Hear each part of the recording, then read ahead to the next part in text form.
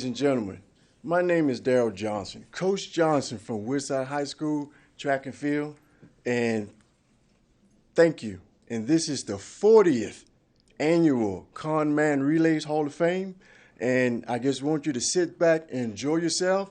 We're about to have some fun. We're about to learn some history of track and field. We're about to learn about some great guys that really did it in our community. And at this time, I want to bring Superintendent Dr. Parker. He's going to give us a nice, warm welcome from Newport News School Board.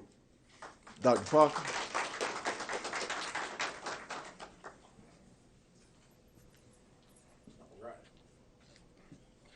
Good evening. Good evening. So when I heard about the Con Madden Hall of Fame, I said, "Wow! You know, it's just a truly great that we reach out and we celebrate coaches and athletes in Newport News who have made an impact on the youth and also the sports world. And what better way to do that? But for 40 years, and this being the 40th, this group is special tonight. So they're hitting a milestone. So we definitely are honored to celebrate some great coaches and athletes this evening. And on behalf of Newport News Public Schools and the school board, I want to tell you that we are very proud to be influential in this community with sports and track and field. We try to take a lot of time to make sure that our venue is one that track athletes can utilize and enjoy. And we want to always make sure that folks that come to Newport News leave with the impact that we care about the athletes here in our city. Now, I used to be a wrestling coach because I was too slow in high school to run track. So I wasn't a fast guy, but I always admired the athletes, the coaches, and the track athletes. I went hard on the wrestling mat in a sport that I could master and do well in. But I want to say this about coaches because I'm a coach at heart, and I always have been. When I started coaching, I wanted to make sure that I left a legacy and an impact on the young men and young ladies. I had women wrestlers also that I coached. And these folks that you're recognizing this evening, I'm sure they feel the same way. This isn't about the individual accolade that they're receiving this evening. This is probably about the legacy of the work that they've done and along the way and the impact that they've had on many athletes, as well as the athletes who are being recognized who have impacted their peers equally as well. So as an old coach, I would say, well done.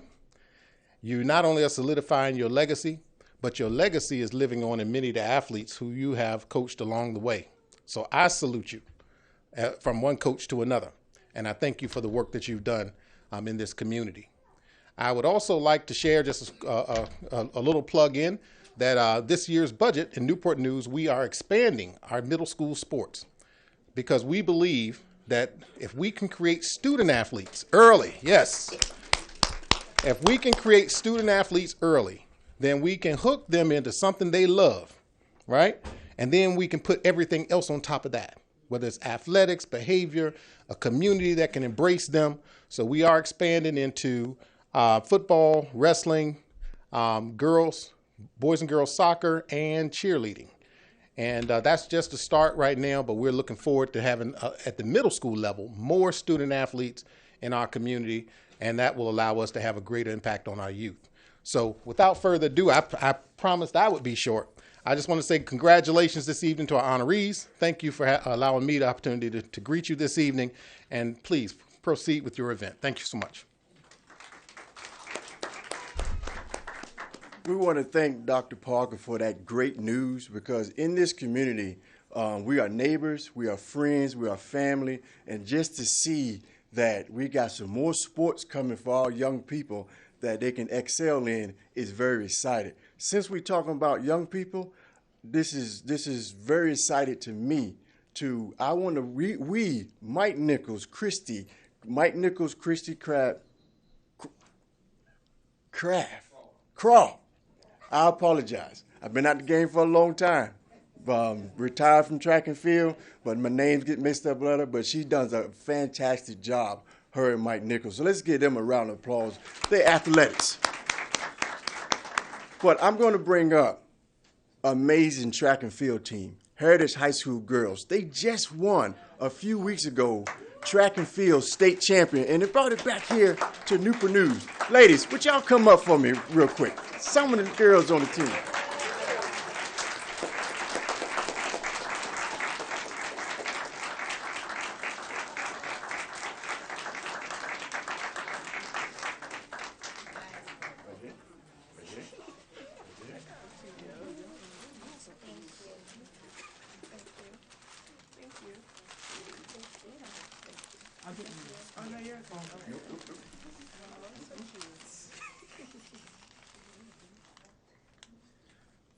One more, Chris. Ladies and gentlemen, these are the state champions for indoor. One round of applause. And I'd like to thank Heritage High School, their principals, and the teachers, and everybody that support these girls in the community. Ladies, we are so proud of you, what you did for track and field. This here will not go on without kids like you, coaches like your coaches, and we just like to say thank you to the bottom of our heart. All right? Thanks a lot, ladies. All right.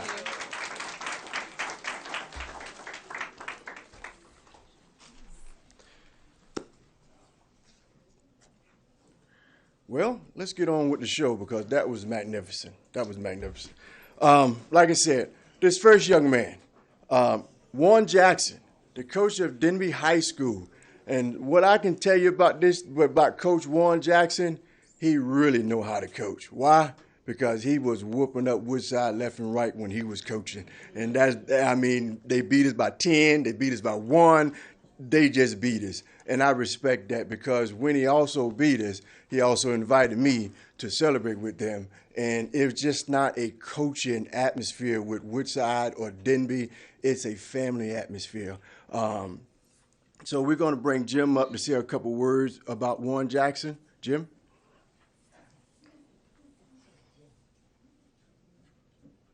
Jim is also an old coach from Denby High School as well. And if you know some of his words, he's also a writer for the Daily Press. Well, kind of. Pretty much everybody these days. But thank you. I'm so happy to see the Heritage team here. I was thrilled to be in Lynchburg and sitting up in the press box and just crunching the numbers. And after you won the mile relay, seeing how you went from about 6th to 3rd to 1st, and all of a sudden it was just like it's supposed to be impartial up there. But I just remember going, "Oh my God, they won!" They were looking. It's fantastic. But to our subject, what can I say about Coach Jackson? Well, fortunately, Coach Johnson was kind enough to remind me that I had written something for this event 2 years ago when we were supposed to have it in the first place before COVID. So you can follow along, but here's what I had to say 2 years ago, and I hope it was nice. Warren Jackson coached football and track in the Newport News school system for almost 2 decades, but found his greatest success as head of the Denby boys track teams of 2004 to 2007. Between indoor and outdoor seasons, the Patriots captured 6 consecutive Peninsula District titles and won the 2007 Con Madden Championship. They would finish the outdoor season by scoring a whopping 197 points to win the district championship by 81 points over runner-up Bethel. Sorry, it was 2 years ago. I didn't remember writing that. Denby would finish 3rd in the Eastern Region and 4th at the 2007 AAA State Meet. Jackson would move on to become the football coach at Princess Anne for 2 years before returning to Newport News in 2009 as coach of the Warwick Raiders, a team he led to 3 playoff appearances in 4 years.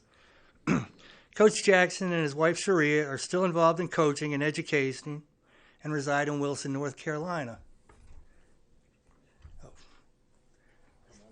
Come on down, Coach Jackson. We're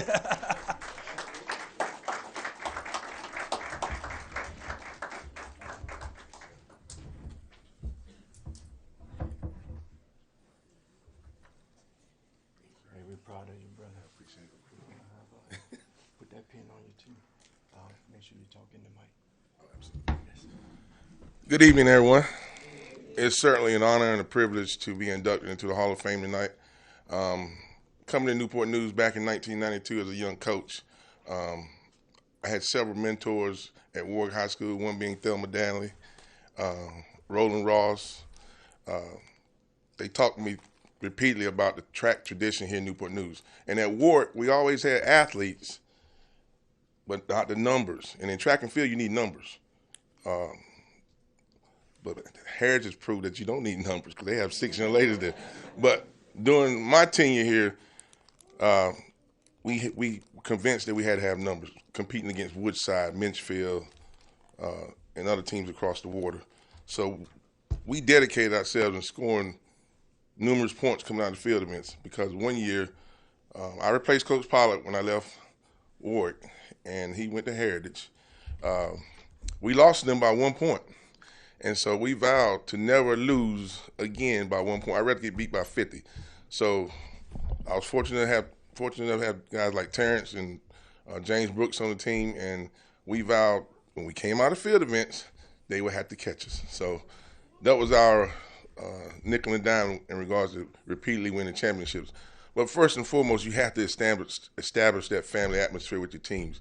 You have to show your athletes that they care. And I learned that from Miss Danley, Coach Pollard, and other coaches on the peninsula. I envied Minchfield because they won numerous championships, state championships. We always could get an individual state champion at Warwick, but never a team championship. Same at Denby. We contended for a state championship, but we could never get the team. Always had numerous individual state champions. And same thing when I moved to North Carolina. I have rings on now, but it's relay teams and individuals. And my wife said, "Why you have to wear all the rings?" Sweetheart, do you know how hard it is to get one? But again, learning from my mentors, Coach Pollard, again, Coach Danley, and the other coaches on the peninsula, competing against Coach Johnson and other coaches, and having a great staff. I had Coach Palmer, Coach Chairs, Marioka Chairs, Lois Palmer, Rudy Brown, may rest in peace, Mr. Lewis Beveridge, Coach McGrath. When you have a great staff that can relate to the kids and they know what they're doing, and you show the kids that you love them, they're going to produce for you. So we clothed and fed our guys. We transported them. We did whatever we needed to do to have them be successful. We had study hall, SAT prep. We did whatever we needed to do to have the kids be successful in the classroom and on the field. So I chased my passion to be a football coach. I was a football player in high school. I ran track, but I love football. So opportunity came when Coach Watkins called me back in 2007, coach football job over in Princess Anne. And at that time, track and field was great at Denby. I said, do I want to step away? I don't want to stay here. So I stepped out on faith and became the coach over there for a couple of years, came back to Warwick, was successful. Now I'm back in North Carolina, my old high school. I've gone full circle. This is my 32nd year in education. And as long as my health holds up and I'm excited about what I'm doing, I'm going to continue to do what I do because it takes a village. And coaches like myself, Coach Johnson, and other coaches in the room, when you show the kids that you care, they're going to produce in the classroom and on the athletic field. So that's my story. I could go on and on. But, again, it's a tremendous honor to be here tonight, to be inducted into the Hall of Fame in this fraternity of coaches and athletes. Tremendous honor. Thank you.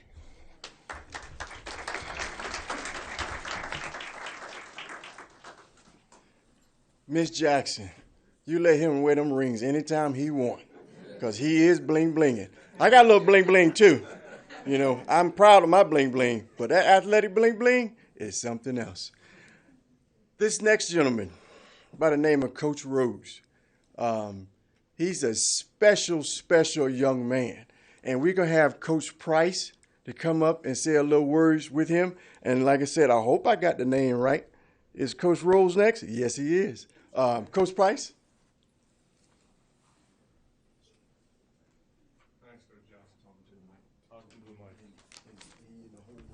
All right. Good evening, everybody.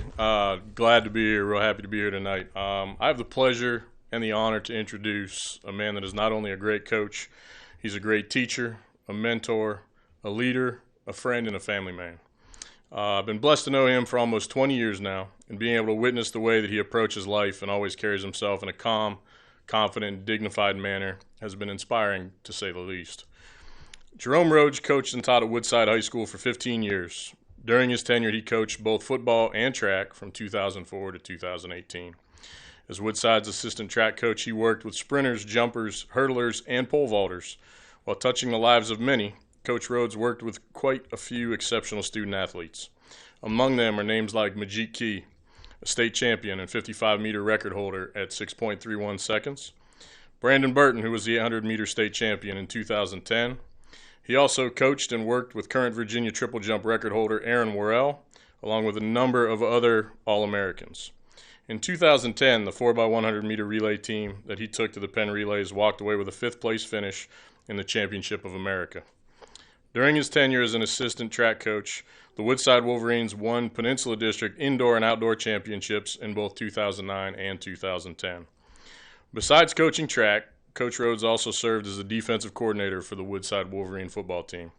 One of the many accomplishments of the football team, including beating the 2011 Phoebus Phantoms, which at the time had been on a 52-game winning streak, the longest in the nation. Defeating the Phantom team merits mention because the Woodside team responsible for breaking that streak was full of track athletes. It should also be mentioned that one of the members of the Penn Relay Championship of America participants was also the first player in the Peninsula District to both rush for and throw for over 1,000 yards in a single season, and Coach Rhodes had a lot to do with that young man. Coach Rhodes is now the head football coach and once again assistant track coach at War Hill High School in Williamsburg, where I continue to have the pleasure of working with him.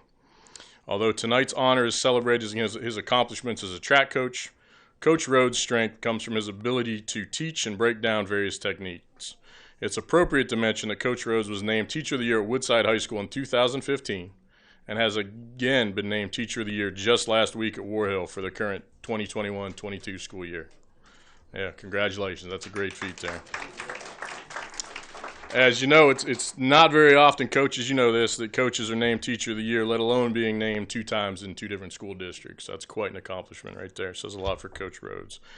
Anyone who has spent any amount of time with Coach Rhodes understand that he lives his life based on his personal philosophy, and that's if you can, you must. Ladies and gentlemen, Coach Rhodes.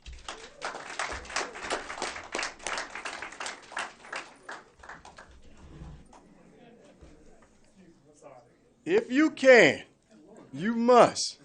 That was a lot of words by Coach Price. That was, Coach,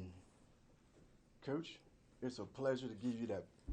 Coach, it's a pleasure to give you that plaque. It's a pleasure to give you that pen. And for some reason, I can't look at them right now, but I'm going to give you this story. Got 2 of them. Coach Rhodes meant to coach in Newport News, and he meant to coach in Williamsburg at Warrior High School. But before all that happened, it almost didn't happen. Coach had called at Woodside. He had interviewed with Don Mollenhauer at Minchfield. And Don Mollenhauer told him, no, thank you. I have my staff already. So he called Woodside. Al Dorner sat on his phone call and written it down to give me, and he sat on there for almost a month, 29 days. When he said, oh, this guy called about acquiring and coaching at Woodside. He may help you out. So he passed the paperwork to me. I sat on it, not a month, but I sat on it for 3 months in my wallet. He was supposed to be here. And one day when I was looking for something, I got his name, I got his phone number, I called him.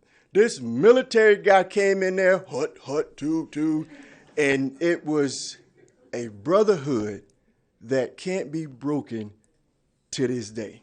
When I tell you I have 3 great brothers in Florida and in Dallas, but I can tell you, I can call this young man here my brother. Coach Rhodes? Thanks, Coach. Appreciate it. First, want to give all glory and honor to God. It's because of Him that that I'm able to do the things that I do. It's less about me and more about the people that inspire me. my wife is one of them. Came along a little bit later and coaching me up, because I was not the person that I am today if she didn't step in. And she helped to make me who I am today, and actually pour into my philosophy in dealing with kids. So I'd like to thank my wife, Melissa, for being the coach in my life. And I hope my mother's listening or she's watching, because I know they're live streaming. I sent this home, or I sent the link to her. Mom, you were my first coach, and I do appreciate what you've done for me, what you allowed me to do.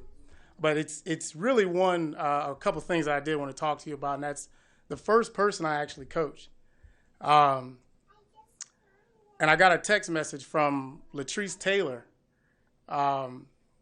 just a few hours ago when I told her that I was going into the Hall of Fame, the Combat Hall of Fame for track. And she said, what is, kind of what was that about? And I was like, well, it's for coaching. And she was like, wow. She was like, well, I was your first athlete. We graduated together. Same time, walked across the stage. I went first and she was second. But I had my first taste of coaching was watching her run all through junior high. And it was this one girl that used to beat her. She was the fastest thing that I had seen. But this one girl used to beat her. And I watched her race this girl for 4 years. And finally we got to her senior year. And, I walked over to her and I said, you ever tried using this block here? And she was like, what are you talking about? So I showed, I don't know if there's some older coaches in here. There's a block called a Moy, which was a 3-point stance block. And I presented that to her. I was like, look, I'm watching this girl beat you. She's not faster than you. She's just beating you out of the start. And she was like, you know what, you're right. I said, I watch you guys run, and you guys got the same turnover. She gets across the line first because she beat you right at the beginning. So I did some convincing, and I couldn't believe she actually listened to me. Because, like I said, we were the same age, sitting here 17 years old, running track in high school, and she's decided to put what her coaches said aside and listen to me. I couldn't believe it. So she was like, what do I got to lose? The girl beat me. She's beating me.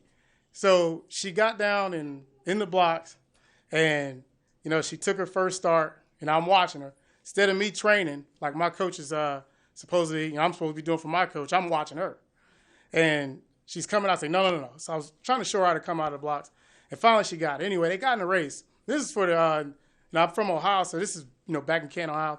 You got to, if you want to run track, you got to shovel snow off, the track in May so you can run. So we're out there on the, she's about to run in a district meet, and she gets down the blocks, and then boom, they shoot the gun. And lo and behold, she's in front of this girl right at the start. Finishes in front of her and runs right past her coach. She come to me and said, thanks, appreciate it there, Jerome. She called me Jerome, of course, we same age. And I said, that was you. She was like, no, it was you. I couldn't believe I was able to beat this girl, and she had been beaten. Both of them went to college. She went to Akron U. The other girl went to Miami, and she came back and told me 3 years later, and she said, Jerome, she hasn't beaten me since you told me how to come out of the block. She said, of course, the coaches put me back in the regular block rather than the Moord, but she hasn't beaten me since. And that was my first opportunity to coach. And like I said, it was from some coaching somebody I didn't think would actually listen to me. But if I could offer up anything to any other coaches out there, Coach Jackson actually said it best. They got to know you care about them. And there are things that you have to make plain for them. And it's not always because some coaches hit the wall. They say, look, I can't get this kid to do this. I can't get this kid to do that. You can lead a horse to water, but you can't make him drink. Not true. It's not for you to lead that kid to the water or lead that horse to the water and make him drink. You got to get him thirsty. So if you can get that kid thirsty, they'll drink that water. You lead them to it. And it's always been, I've always had great influences in my life. And with coaching, and teaching, had some great mentors. I stepped into the greatest opportunity any man could ever have. I had Daryl Johnson, Danny Dodson, Todd Price, and there were some other guys that were on the staff that welcomed me into this building at Woodside. And I learned so much from them. And learning from them and them, kind of pushing me out there to go compete against guys like Juan Jackson with a kid like Terence Riggins on the team, that made me better. I know Danny and Daryl got sick of hearing me talk and try to, hey, can we move this around? I know they did. They did. Coach, we got it. But one thing I got from them, like I said, them influencing me was patience. Oftentimes stuff that I thought went ignored, they were listening. And, for Daryl was always, or I should say, I'm sorry, Coach Johnson, it was always, we just need to get that kid to the line. And that was the focus, was, hey, look, we got to get this kid to the line. And I know a lot of coaches out there say, I can get your kid faster. Not true. Not true. Ma and Pa is who makes you faster. We just need to get you running more efficiently. So you can't beat genetics. And that's what we tried to do, is just make sure that the kid was in shape. And then that they were ready to challenge anyone, including themselves, in between the ears, which is where it starts. It's always been that we taught effort, honor, and ownership. Anytime we went to practice, got to give 100% effort. Not 110, because if you're giving 110 now, that means you've been giving me 90. You only got what you have, and that's 100. That's what we asked for. You give us that 100%, practice, anytime we do our drills, you'll be able to compete. And of course, when we went on, like I said, Dr. Carroll actually was a little crazy enough to hire me as a head coach. And, Williamsburg, I'm coaching at War Hill now.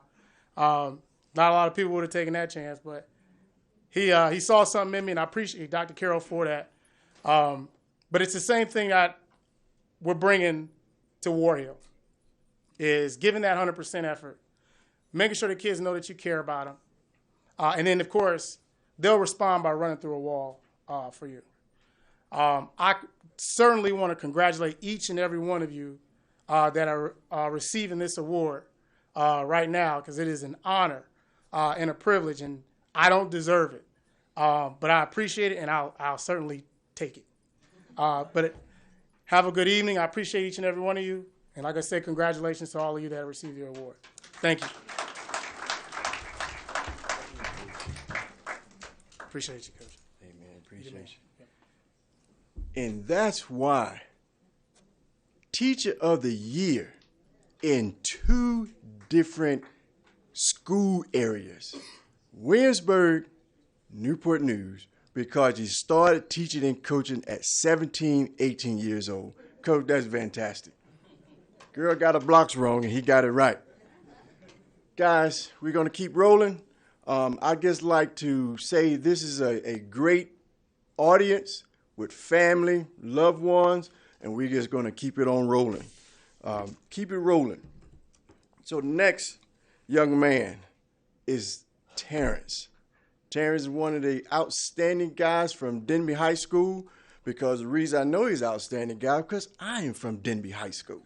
So before Terrence come up, we're going to have Jim come up and say some words, some mighty, mighty words about Terrence, this outstanding young man.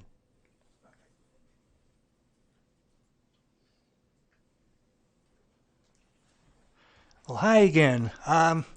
Tell you what, instead of reading from the program, I'm just going to paraphrase this a bit and share my own short story about Terrence. But there were 2 things that amazed me about Terrence as an athlete at Denby. First was his versatility. As you can see here from reading his bio, he won the state title in the discus, but he also, like a couple hours later, or maybe it was the next day, I forget, high jumped 6'4".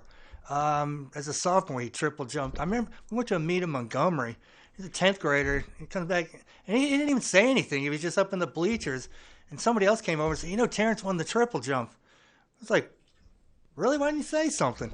Yeah, very, very humble, and that leads to the second part, my story about Terrence, because he was friendly, somewhat reserved. I mean, not in a bad way. A little bit quiet. But I think Coach Ed may remember this. I'm fairly sure Coach Jack was there also. The day before a big meet, we would meet up there in the driver's ed room and sit down as a team and let everybody, especially the seniors, go around and say a little something. And about a week before, 2 weeks before districts, I think Big Brooks said he either had the best discus throw in the state or close to it. It was like 172 feet. It was far. So everybody went around and said their 2 words, encouraging each other, challenging each other. And it comes to Terrence. Now, Terrence being a man of somewhat few words, it's like when he said something, it had impact. So I said, well, what do you want to say, Terrence? And he gets up in front of everybody in there and he goes, what I want to say is when we go to the state meet, I want to beat James Brooks. Right in front of him. And sure enough, this discus, the state title for 2007, came on the heels of that. So part of that speech may have motivated him, and it may be why we're all here tonight to celebrate your induction into the Newport News Track Hall of Fame. So it is my honor and my pleasure to introduce Terence Riggins.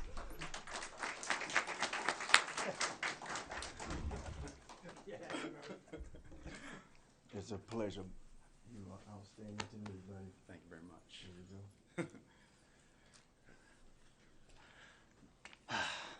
Oh, look at this. They just got the cameras out. Well, Coach is right. I'm a man of few words. I'm going to keep this short and sweet. And I like to consider myself a turtle on a fence post.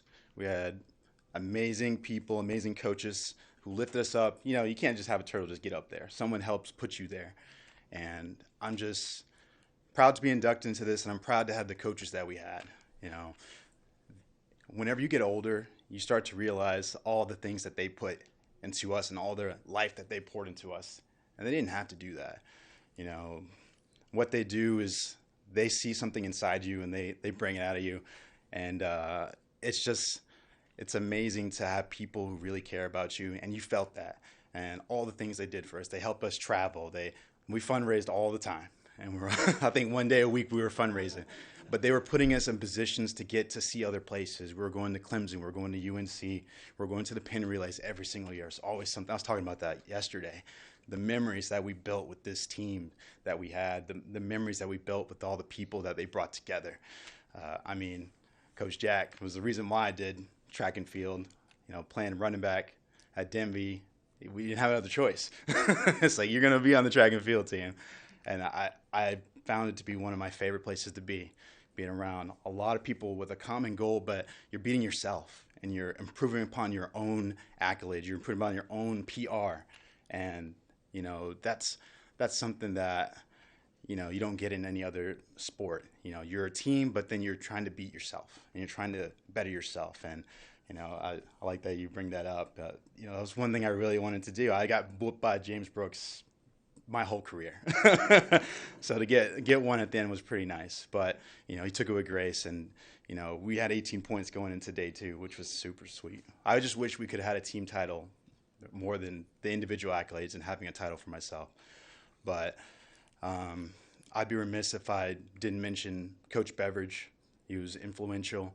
He was a great man, and, God rest his soul. I really miss him, and I know he'd be here right now with us to celebrate this award. And he'd always putting his hand on my head, just make an adjustment here, do this. And then that last meet, I finally listened to him, and all his coaching, all his wisdom, and everything started to come through. And, we miss him. I wish he was here. But, if everyone can take a moment of silence for Coach Beveridge, I'd really appreciate that.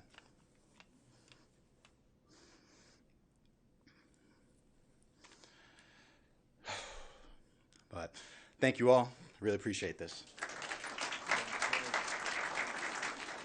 Once again, good job, buddy. Great speech. Just to speak of just a lot of track and field and a lot of things going on in our community, is like track and field coaches was a family. You know, you can just, even though that we are competing with one another, but it was like a family. It wasn't like a family. We were truly like a family. We see each other at pin relay. We see each other at different races and things like that. Hey, coach, you okay? Or coach, you okay? You need anything? You need anything? Hey, we just fine because we have each other. This next young man, Derek Robbins, he's mine, so nobody got to come up. I'm going to talk about him just a little bit. Derek is very, very energetic. I knew that. When Derek came over to Woodside to play a instrument for the band, Magnet, Derek also came out from track and field.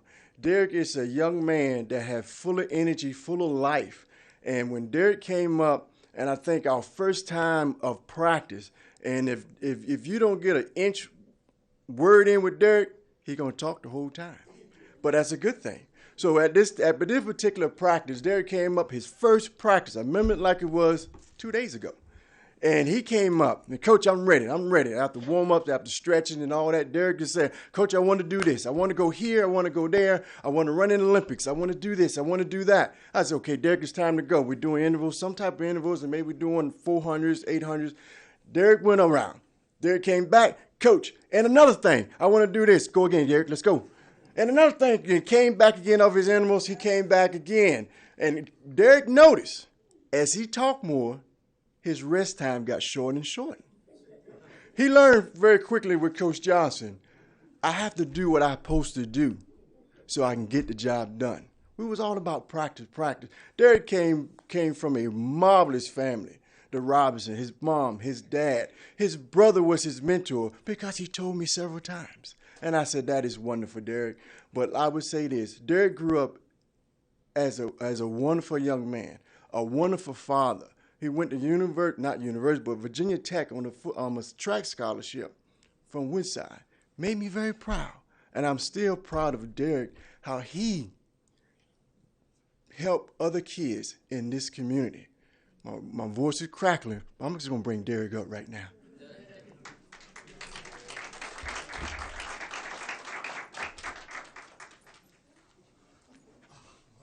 You can talk all you want. We love you, Derek. Love you too, Coach. Thank you. Mm-hmm. Talk all you want. I can talk all I want today. Well, I ain't stopping then. I don't got no rest time today. You got 5 minutes. I got you. But now, foremost, I want to thank God, thank my family, thank all my coaches. Like you said, I want to begin with, it all started, I guess, my 8th grade year. I was playing football, doing everything. My brother was like, man, you need to go run track. I'm not running no track. They run every day. I'm not doing that. So what he did, he tricked me. Being young, I wanted some new shoes. He's like, if you run track or at least attempt, I will go buy you some new shoes.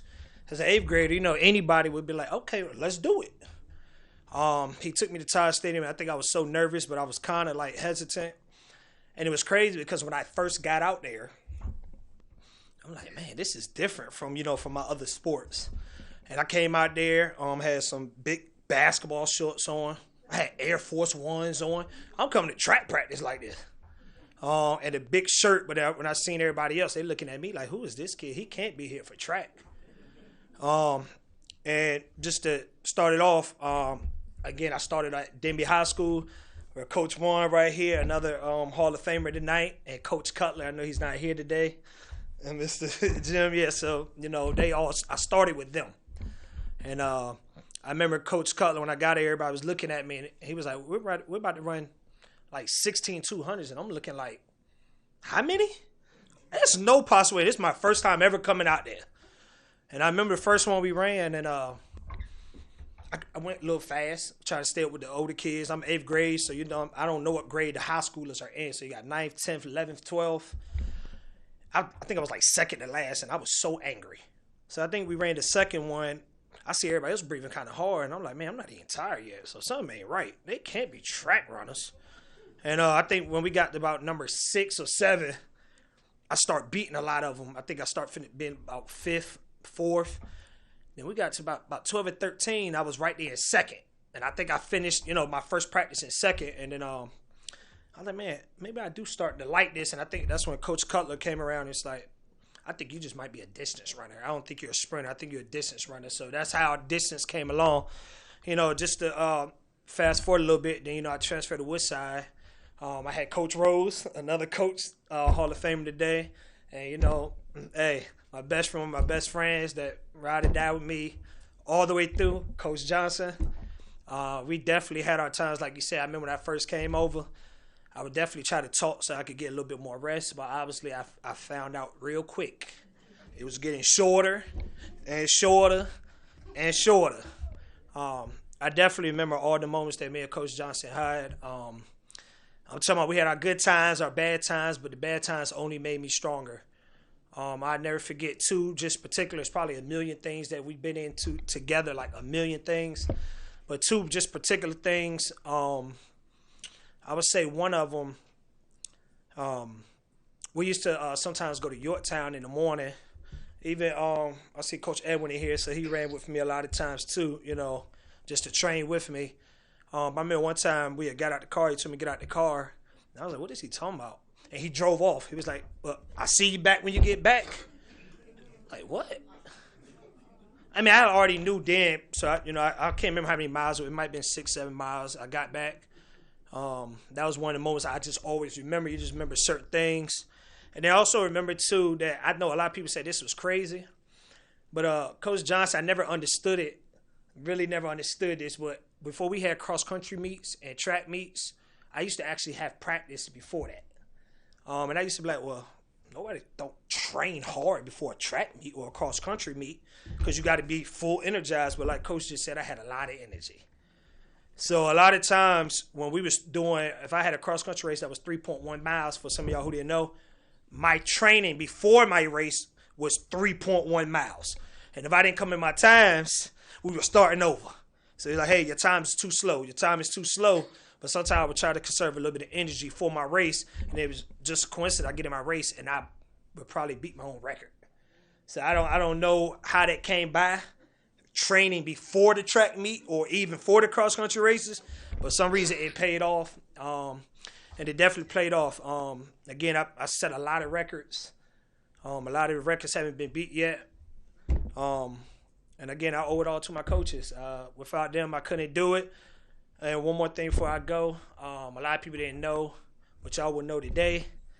I would definitely say my other coach is my mama. Because if nobody else did it, if nobody else would come out there with me, my mom would take me to the track. It would be funny because we was running 400s. I would have to run the whole 400, and she'll start at the 150 and say, I bet you can't catch me. So we ran a whole bunch of those over and over and over. So one time, I was like, let's run one more. I think she beat me one time. I was tired after I can't remember how we ran, about 7 or 8. Then the last one, I went all out. And I think I caught at the last, almost just like 20 meters. And she hurt her leg. I was like, good gracious, Mom, you must be really out here running hard. You hurt yourself. And then some of my cross-country race, the only thing I can remember, if anything else, was run, Forrest, run. Okay, that was her favorite line for me because she used to love me coming out the woods. And she would just get so excited running from one side to the other side. And I'm like, man, Mom, you might be a cross-country runner yourself. You would run from this side to this side, just to make sure she seen me come out the woods. And another moment, too, I remember we ran. I can't remember where we ran. And I'll never forget, we was running in the cornfields. I can't remember if it was, I cannot remember where we were at. And I'll never forget, and I will never forget this to this day. A lot of people who know my dad, he's a comedian. So the lady was like, are y'all from Africa? Because your son just runs so much. He just doesn't lose. Like, I've never seen that. So knowing my dad, he was like, oh, yeah, we're from Kenya. That's exactly what he told the lady. We are from Kenya. So that's why he runs like that. But again, everybody, thank you. Again, congratulations to all the other Hall of Famers. And hey, it's a pleasure. Hey.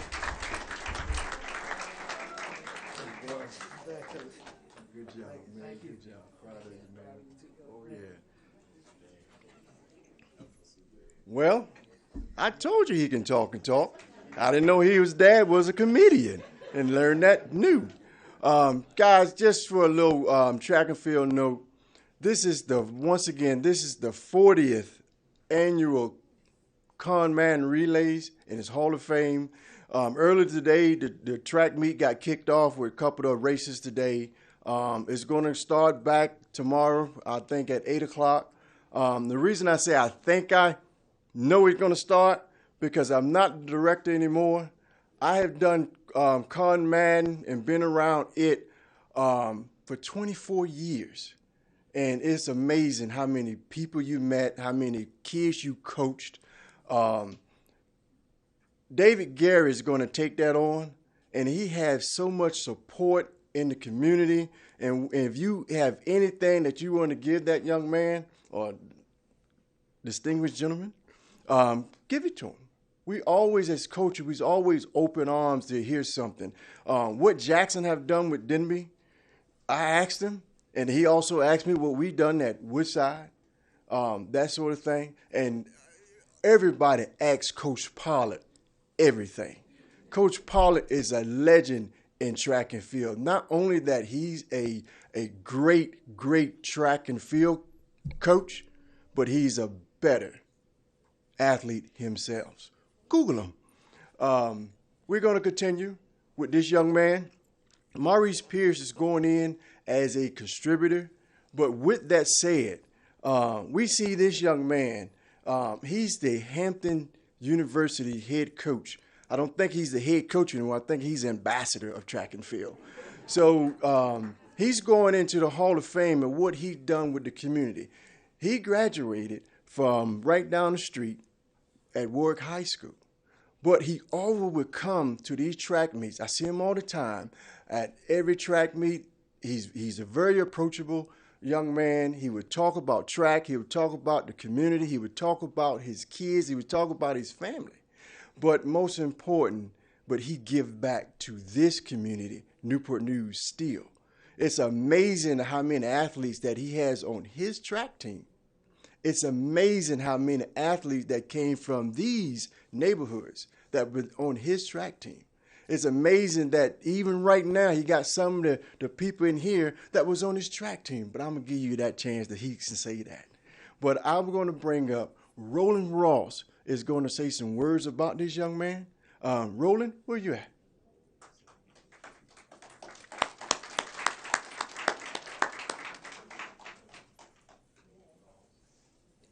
Roland also is one of them great old coaches, and he represents Christopher Newport to this day. Always good to see you, baby.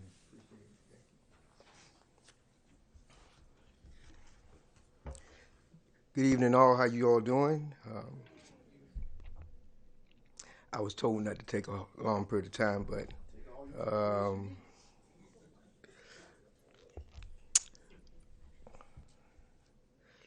the gentleman we're going to talk about, I want to say a few words. First and foremost, I want to be able to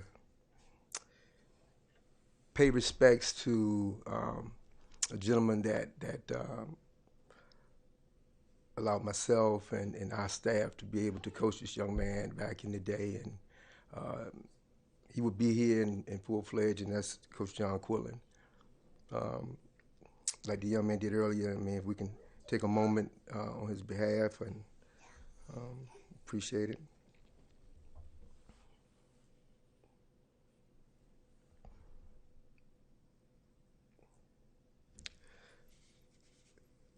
It takes a village to be able to be prosperous and to be able to do a lot of good, great things. Ms. Dantley is back there. She was one of our family members and coach and mentors, and Coach Jackson. And I just want to call up a couple other names like Thomas Jackson and Deion Ruffin and myself, Leon Taylor. The thing that made Warwick High School so good back in the day and still traditionalized is that our family was stronger than the weakest link. And growing up and coming from East End Newport News, we did a lot of things with an edge. And I hear everybody up here, Woodside, Denby. If there was a relay tonight, Warwick would be in the house. Competitive spirit, high level of excellence. But tonight, I was challenged with the task to talk about a really, really good, dear friend of mine, a young man that has done a lot of great things. And I'm not going to be long, but I want to do something a little different. He was really, really strong and instrumental in the relays. So what he did was, what I know a lot of kids don't do, is that he found a niche in what he could do that nobody else could do, and that would be lead us off. He knew how to come out the blocks. So tonight, for a little small period of time, I just want to talk about the relay of life for Maurice Pierce. And how I'm going to bring it about is, he got a young man 35 years ago. That's when it all started. Cinder track, Huntington Middle School. You know, Maurice Pierce would come out there, and we used to call him Happy Feet. Legs used to fly all over the place. But just imagine trying to put a starting block on cinder and try to make sure you hold it down to make sure he'd be able to get out fast enough to be able to hold the lead. Well, as we fast forward a little bit, we talk about some of my glorious times with Maurice, how he learned how to come out those blocks and lead. And let's go through the first leg. What does the first leg mean? It means somebody that can come out the block really good, lead off, give your team a nice lead, or not be that far behind. So we'll say going down into the 21st century, he was considered dependable. We used to practice in the hallways at Warwick High School. I'll never forget that Maurice used to say, "Coach, after school, the bus would leave at 3:30, but people were going to catch that 4:30 bus just to see us practice in the hallways." Whether we were going to win the race or not at meets, Maurice would lead the exchange drills, and it would encompass the whole stadium as people would watch him working out. He was dependable, lead off. But the second leg was really good. But today, for the night, we're going to make sure that he's going to run this 400-meter relay by himself. But the second leg was named Marty Hooker. He passed that thing to Marty Hooker. Warwick was on the back stretch getting down. And then Maurice is considered reliable. Not only is he dependable, he's reliable. But it gets better. We're talking about a young man who has done some phenomenal things, going from name Maurice to what they call now Coach P. Coach P could stand for a lot of things: power, perseverance, popular. But Coach P stood for Coach P. And that meant when it got to the third leg, we had Jermaine Jernigan. Oh my goodness. We could be down 2-3 meters, but he was going to make it up in the curve. And that's how Maurice came into his own. Resourceful, third curve runner. In life, he was able to go from coaching and being a valiant man, a father figure, doing things at Norfolk State and Maryland Eastern Shore. But then he came to Hampton University, and they won't let him go. We're talking about these three words. He went from being good to being great to being exceptional. We had the third leg now. But one thing we haven't forgotten, we're talking about a young man from East End, Newport News, who has now had an opportunity to not only coach and train at the highest level, on the committee of the NCAA at the highest level, but also be a part of the coaching staff on the Olympics. But necessarily, he also coached in the Olympics, who's sitting right here tonight. That just doesn't happen. The foundation of what came about at Warwick High School has amassed him to learn how to be going into his ankle leg. Now, I'm not going to insult you all tonight. I'm almost done. The bio itself, I pulled up the bio today just to see what in the world was I going to say? Then when it got to the point where it said, oh, man, he won 33 championships between 2 conferences and, NCAA championships, and he also had an opportunity to coach an Olympian, several Olympians. What else could I say about this young man? What else would the city of Newport News, the Hall of Fame, feel good about this young man who is homebred, grassroots, right here in Newport News? Well, I tell you what. Let me say this. What's ironic about tonight is he's the last guy on the program. Anchor leg usually means last. Night is after day. The word called elite. That's where we see him now. He is an elitism young man at the highest level of coaching. I would implore you all to just take a time to listen to the song by Marvin Sapp, I'm Thankful for It All. And that is, the next person you will hear will be from Mr. Pierce.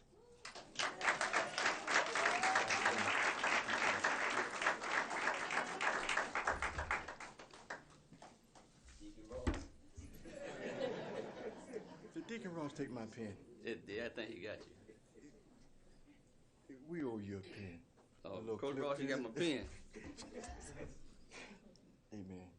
I know you're sharp, baby, and that's why you're here. Give us some words. Give me some words. Thank you, man. Appreciate you. I don't know if I can back up Coach Ross. But before I start, I gotta ask my mother to come up here, because my mother don't like to take pictures and stuff, and she'll run away. So I gotta get my mother while she's still here.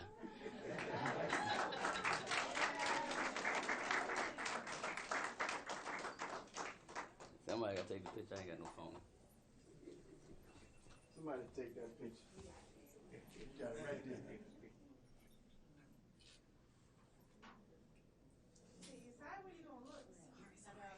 And we got to get a picture from the Olympians right there. Oh, Francina. Yes. I started that crying. I'm gonna try not to be long, but I know I can't back up Coach Ross. But when I found out about this Hall of Fame stuff, when I was back in high school, and I said, you know what, one day I'm gonna be in the Hall of Fame, and all my boys were like, man, you crazy. I said, I'm telling you, I'm gonna be in the Hall of Fame. I'm gonna be in somebody's Hall of Fame, but I'm gonna be in the Hall of Fame. And I graduated from high school like 32 years ago, so I was like, what took so long? But it don't matter. Sometimes you just gotta wait. But I'm in the Hall of Fame, and I got a lot of awards. I got a lot of recognitions my whole life, and since I've been coaching. But this one means a whole lot, because whatever I do and however I travel in life, everybody knows me. They know that I represent Newport News. I've traveled all over the world, countries unknown. Never thought that would ever happen, but I always represent Newport News, and I represent Warwick High School. And my track and field journey started in middle school, so I was excited when the superintendent said they was going to put a whole lot of money back into middle school sports, because they had it at one time and then it disappeared, and then they came back and then left again. We need middle school sports at Newport News, so we can start playing catch up with the other school districts. So I'm gonna say that. But you know what? I got to thank the people that came here to support me. My mother, my 2 daughters, Elisa and Naya. My other daughter, I don't consider her an athlete, but she's my daughter. Francina McCoy. My aunt in the back. My cousin Tina, my boy Jersey. Warwick High School in the house. The new AD over there, Chad. How you doing, Chad? Juan Jackson, it's ironic about Juan Jackson, because Juan Jackson coached a girl named Yvette Lewis, who's probably one of the greatest female athletes ever, or athletes, period, from around here. So Juan had her in high school, and then Juan gave it to me. I coached her in college. Me and Juan, even though we're frat brothers, but me and Juan are tighter than that. So our history goes way, way, way back. But my journey with track and field, I'm not going to keep you long, started when I was in middle school. But just like any other kid, you know, you play football in the fall time, you play basketball in the winter time, you do baseball in the spring, and, you know, summertime, you know, you just ride your bike all over Newport News. You know, if you had a bike, you was the man back in them days. So I played, you know, football at Parkview and basketball at Newsom Park, and I thought I was right lead man. You couldn't tell me nothing. And so my boy was like, man, you know, they got this track team they about to start and all this stuff. I said, man, I don't run no track. That's for slow people trying to run track.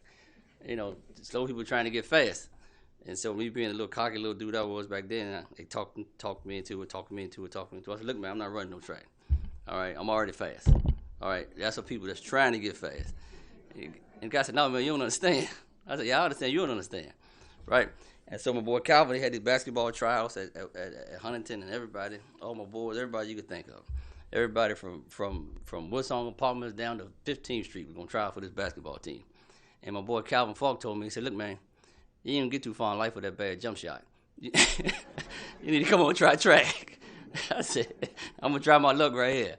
And so everybody tried out, and Mr. Ray Harmon only kept about 10 people. And then my man, this guy named Boo Jones at the time, Boo Jones was there, and Boo said we're going to start the track team. And at that time, you know, in middle school, the thing was if you get the Presidential Physical Fitness Award, you was the man or the lady.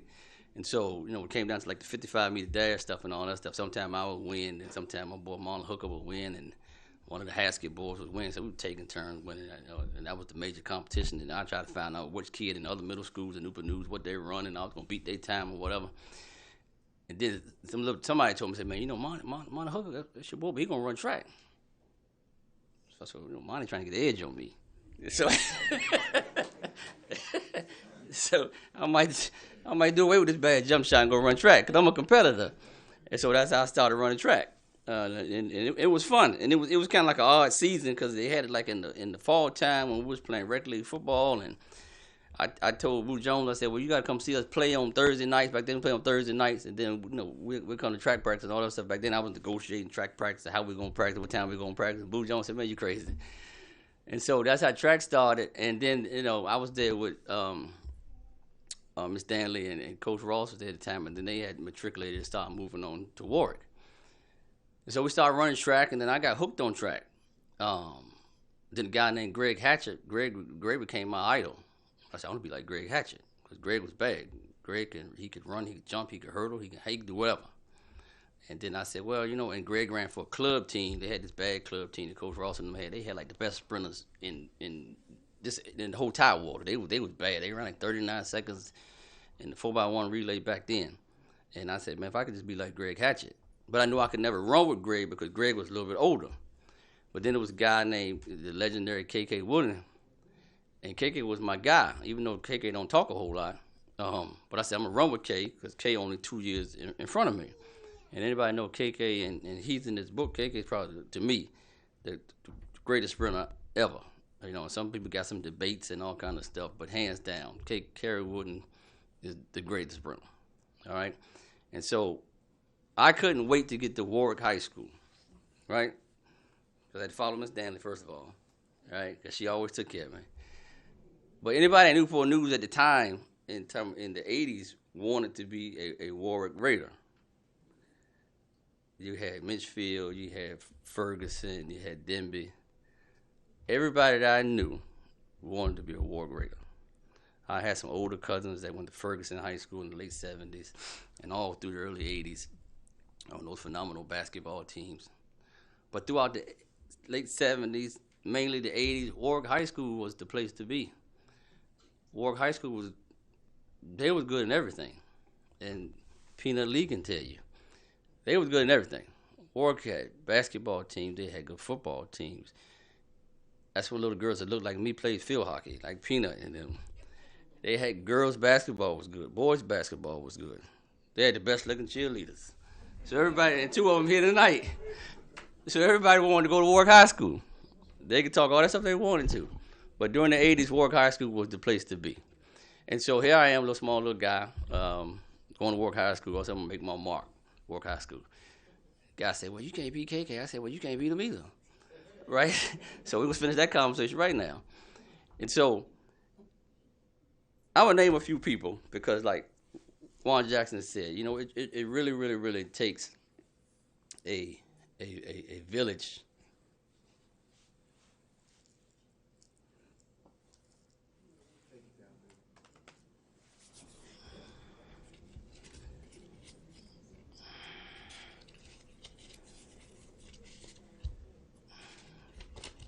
I'm gonna throw all this out the door and just start talking.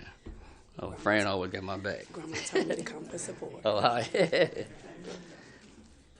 The late Coach John Quillin,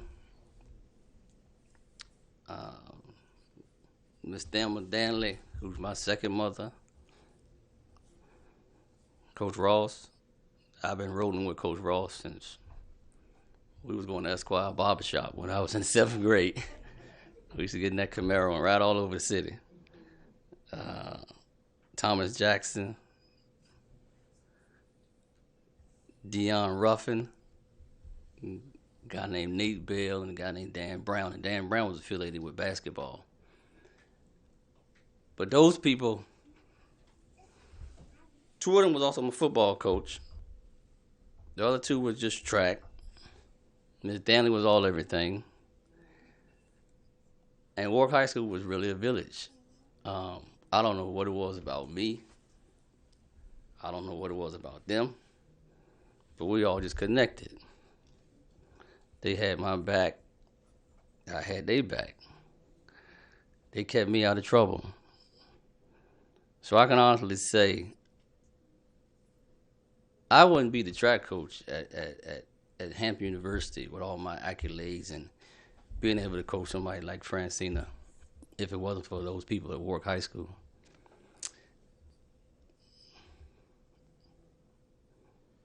Miss Danley didn't have to. She bought me my first pair of spikes.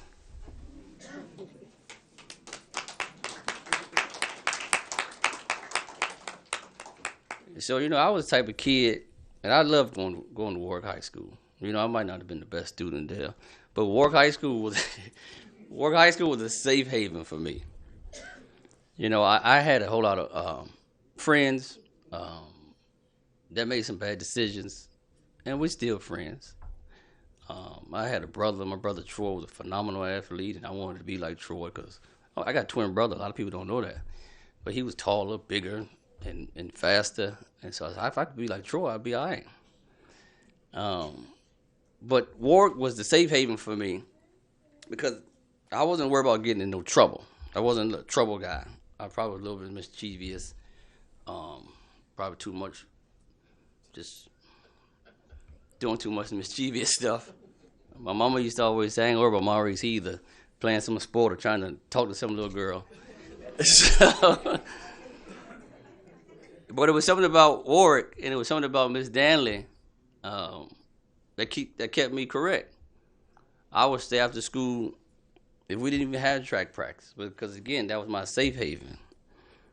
It wasn't that I didn't want to go home, but I didn't want to go home and get caught up in a situation where I had to make a decision to do something that was popular that I probably really didn't want to do. And so football, and mainly track, and we had a great time with football. We had some outstanding football teams, but track was, I fell in love with track, and also because track was longer. Track went from December all the way to June. And every year we qualified for regionals, we qualified for state. We traveled. They took me and Marlon Hooker. We were the first 2 freshmen on the team with the big boys, and so you couldn't tell us nothing. And so every time I thought that I might go left, I saw one of them. So I had to go right. They was like posted up in spots. Like Miss Danley was at the gym, Coach Ross was in the hallway, Coach Jackson was in the classroom, Coach Ruffin was coming from the shipyard, coming to work in the building. Everybody was catching me at all angles. See what I'm saying? So even the teachers, I do something wrong in the classroom, I ain't do a whole lot of stuff wrong. But Miss Bugs would, instead of disciplining me, she'd send me down to the gym. Go see Miss Danley. Right? So Warwick High School, a lot of people say, certain stuff save you, but Warwick High School really took care of Maurice Pierce. And I love Warwick High School. I still love Warwick High School. I could get on the highway to go to the game at Tar Stadium. I go down Warwick Boulevard just to see Warwick High School. You know, I used to run on that track. I used to play JV football on that field. Play football here at Tar Stadium. And Miss Danley and all those people I named, Coach Jackson, Deion Ruffin, and sometime in life go full circle because here I am now coaching Deion Ruffin's niece on my team in Hampton. Because the same way they took care of me, I got to take care of the next person. And Miss Danley, I was recruited. Back then, you know, in the 80s, you got every CIAA school, all the black schools recruiting everybody. They sending me all kind of letters and all kind of stuff. Got a letter from Clemson, my man Ron Garner, and Coach Ross, and we all talking all this stuff and talking about junior college and all that stuff. And then all them, they put that conversation to bed.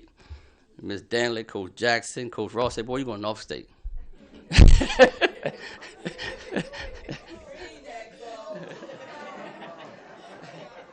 Hey, look, I had big plans.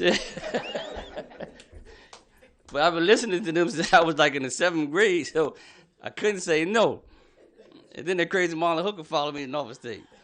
They gave me a track scholarship, gave him a football scholarship. That's how this happened. And so I went to Norfolk State. I had a phenomenal time in Norfolk State. They took care of me while I was at Norfolk State. I can call Miss Danley, she take care of me. I call Coach Ross, he take care of me. I call Dan Brown. I call Deion Ruffin, he take care of me. Deion Ruffin was my main man, right? So they sent me there. When it was time for me to leave, you know, I consulted with them. I always consulted with Miss Danley. I always consulted with Coach Ross. I still consult with them. And I told them, you know, I started coaching at Norfolk State. And then I went to the University of Maryland, Eastern Shore for 1 year.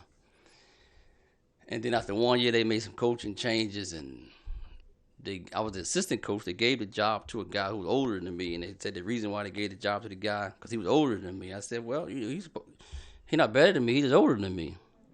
And so I was going to come home. And I was coming back home to Newport News. I ain't had no problems in the world. I said, I'm calling Miss Danley. They're going to get me in the building at Warwick High School. By hook or crook, I'm getting in the building. I'm going to be assistant football coach. I'm going to be assistant track coach. I'm going to do whatever. I don't care. In-school suspension, get me in the building. Because then after about 2-3 years, I'm going to take over the place. Right? I know Miss Danley was going to retire, and Coach Ross, he ain't giving up basketball. He loved Christopher Newport. Right? And Coach Jackson was moving into the big wig. He's going to be an administrator. And my man, Coach Ruffin, left me. But then he came back to Newport News. Then he was coaching the Heritage and all kind of stuff. And so, before I was getting ready to really make this thing work, I got a phone call from somebody at Hampton University saying, you want to be assistant coach at Hampton University under this lady named Mamie Rollins. And Mamie Rollins was out of space. But she was a good person, but she was hard to deal with. Nobody wanted to deal with her. I don't have no problem. You know, I could deal with anybody. She took me under her wing, gave me the job. I've been at Hampton University since 1999. That's a long time. I told Dr. Harvey yesterday, I've been here half the time you've been here. He's been there 44 years, right? And every time I think I'm going to leave, I get a little tap on the shoulder. But in closing, honestly, and everybody could talk about Maurice Pierce, I got a whole lot of accolades. I got a long list of accolades. Conference championships, All-Americans, Olympians, world champions, American record holders, you name it. I don't brag about it. I tell everybody, just look it up. I was a great athlete at Warwick High School. I'm a better coach at Hampton University. But again, I'm not where I am now in life as a father to those 2 little girls back there. 3. See, you ain't little. 3 girls right there. If it ain't for Warwick High School, that's it. That's cut and dry. One media guy called me. He said, Coach, what is it? How you get so successful? I said, Warwick High School. John Quillin, Delma Danley, Roland Ross, Thomas Jackson, Deion Ruffin. One was my mama. She's still my mama, Miss Danley. Coach Quillin was like a grandfather. Coach Ross was like my daddy. Coach Jackson was like an uncle. And my man Deion Ruffin was like a big brother. So I had the whole package. So it's a blessing. I really appreciate this. I appreciate the support. It means a whole lot. I always cherish it. I put it up there with all the other ones I got. I probably put a big frame on it, stand out in front of everybody. I'm a Newport News guy. That's all I got to say. Thank you. I love all y'all.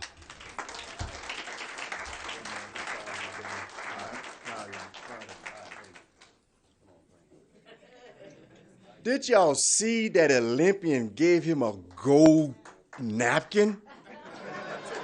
The Olympian gave him Frank Caesar came up here and gave him a gold napkin. Guys, like I said, Newport News is like a family atmosphere here. From the east down to the Denby, down to all around the peninsula, Newport News is a family. I would like to say about my family.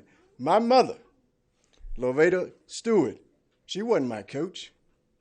She was my angel, and she was my biggest fan. And I love her always. I can talk about coaches. I can talk about the families. I can talk about the fans. I can talk about the athletes. But one thing I can say about Newport News, we do draw together, and we still communicate together to push one another. And I like to thank each and every one of the people that was inducted today. I like to thank Mike Nichols. I like to thank Dr. Christie. I like to thank Gary that's running the Conman track and field now. I like to thank Dr. Parker and everybody that has to do with Newport News and making Newport News better and better each and every year. Yes, we're going to have middle school sports, because without middle school sports, them guys, them gals will not become athletes ready. We have a lot of old ADs in the room. We have a lot of new ADs in the room. I see you, Chad. But we are so proud of each and every Denby, Woodside, Minchfield, Heritage, and Maurice Warwick. So thank you for coming out. And I bring Mike Nichols, who's going to close it out. And right now, we have people in Florida watching this. We have people in Hawaii watching this. We have people in Ohio watching this. And what Newport News brought together with Mr. Price in the background, bringing this live to our families, is wonderful. And we like to say, don't sit down. We like to say thank you, and thank you for what you did, what you do for your community.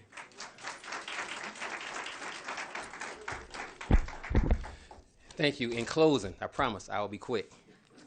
In closing, I would also like to say congratulations to all of tonight's inductees, and also would like to give a congratulations to the Heritage High School Indoor State Championship track team as well. And it was truly an honor to have your nameplates added to the wall right around the corner, the Newport News Track and Field Hall of Fame board that's right here in the Central Administration Building. Now, each of you are part of a group of individuals that few coaches, athletes, or even people are selected to become a part of, and that is the Hall of Fame recipient.